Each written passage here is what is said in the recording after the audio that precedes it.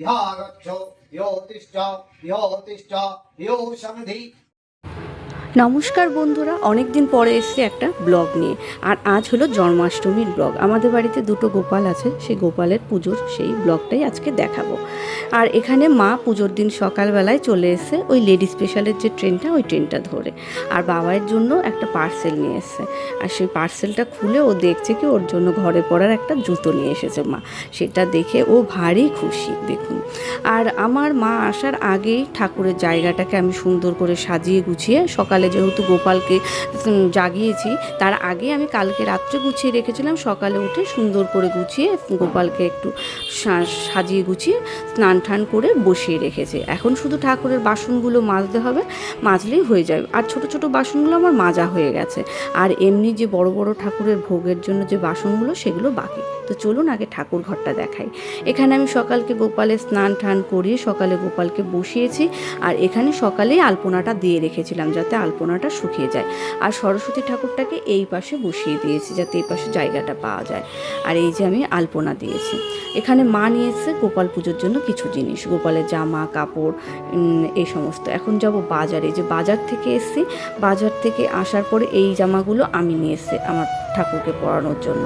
সব নতুন জিনিস লাগে সেগুলো। আর এখানে আছে ফুলের মালা। আজকে ফুলের মালার দাম বেশি নিয়েছে। আর এই যে তুলসী দেবীকে আজকে ঘরে নিয়ে এসেছি। আর এইটা বাবা নিয়ে এসছে কাঠের, এইটা বসানোর জন্য, তুলসীকে ওর উপরে বসানোর জন্য। আর একটা কাপড় পরিয়ে সাজিয়ে রেখেছি। আর এই যে সিংহাসনটা বেলুন ঠেলুন দিয়ে সাজিয়ে গোপাল এখানে বসে আছে। তো এইভাবে আমি সাজিয়ে রেখে গেছি। এখন করতে হবে যেগুলো কাজ বাকি আছে, ওই গোপালের জন্য মালপোয়া 13 রকমের যে সমস্ত জিনিস 8 রকমের সব জিনিস বানাতে হয়, 13 রকম না 8 রকম, সেইগুলো মা আর আমি সবাই মিলে এখন বানাবো। বানানোর পর তারপর ঠাকুরমশাই আসবে। আর এই পাখাটা হলো মা বানিয়ে নিয়ে এসেছিলো গোপালের জন্য, গোপালের হাওয়ার জন্য মা ওই পাখা বানিয়ে নিয়ে এসছে। অনেক কিছু নিয়ে এসছে, গোপালের আসন, তারপরে নতুন জামা মুটুক মালা সবই মা নিয়ে এসছে, নতুন একটা করে সেট। তো এখন মা আমি ওর বাবা সবাই মিলে এগুলো করব। আর আজকে বাবা আমরা সবাই আজকে জন্মাষ্টমীর উপোস করেছি। ঠাকুরমশাই চলেও এসছে, ঠাকুরমশাই পুজোয় বসে গেছে।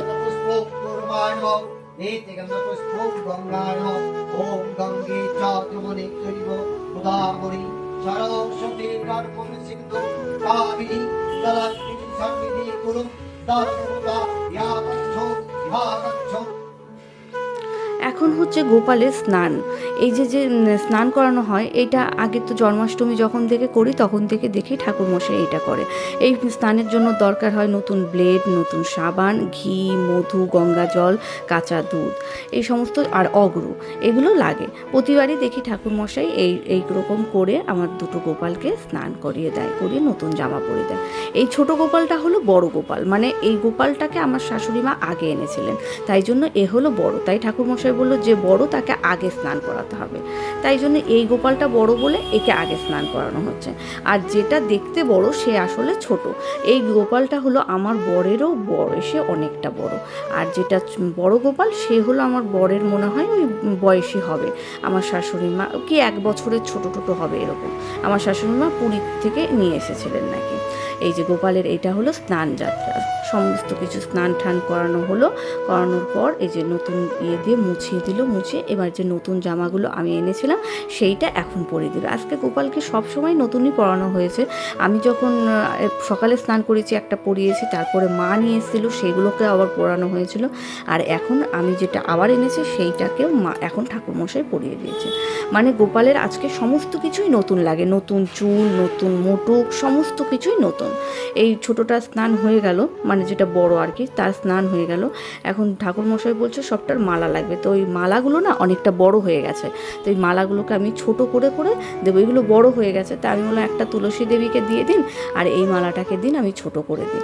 তাই এই একটাকে আবার ঠাকুরমশাই তুলসী দেবীকে দিয়ে পরিয়ে দিচ্ছে। আর একটা মালা আমি ছোট করে দুটো করে দেবো, মানে ছোট ছোট গোপাল তো অত বড় বড় মালা বড্ড বড় হয়ে যাবে।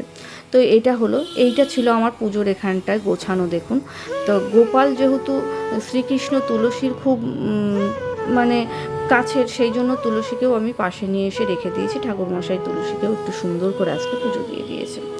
আর এই যে বড় গোপাল, মানে বড় গোপাল মানে ছোট, এই দেখুন আমার মা সুন্দর দুটো কানের নিয়ে এসছে গোপালের জন্য, আজকে পরিয়ে দিয়েছে। বেলকড়ি কানেরগুলো হয় সেই কানেরগুলো, সেইগুলো পরিয়ে দিয়েছে। আর গোপালকে সাজানোর পর যে কী যে সুন্দর লাগছিল গোপালের মুখটা আজকে, সেটা না দেখলে দেখার মানে বিশ্বাসযোগ্য নয়। পুরো চেঞ্জ হয়ে গেছিলো যেন, যখন ঠাকুরমশাই পুজো করছেন গোপালের মুখটাই পুরো চেঞ্জ হয়ে গেছে, এত সুন্দর লাগছে। আমরা যেন চোখই ফেরাতে পারছিলাম না গোপালের দিক থেকে। তো এই যে এই গোপালকেও দেখুন কি হাসি হাসি মুখ করে বসে আছে। এই গোপালকেও সেমভাবে ঠাকুরমশাই সব করে পুজো স্নান করাবেন।